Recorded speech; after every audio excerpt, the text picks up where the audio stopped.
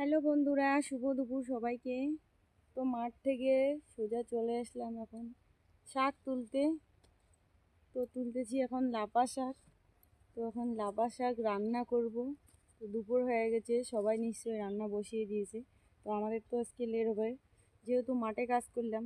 তাই মাঠে কাজ করার পরে তো শুধু মাঠে কাজ করলে হবে না, খেতেও হবে। খাইতে গেলে তো রান্না করতে হবে। তো ওই জন্য এখন চলে এসেছি শাক তুলতে।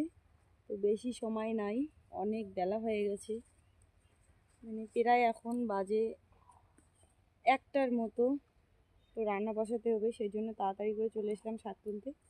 তো ওখানে শাক তুলে নিয়ে গিয়ে তারপর রান্না বসাবো। তো এটাই ছিল আজকের ভিডিও।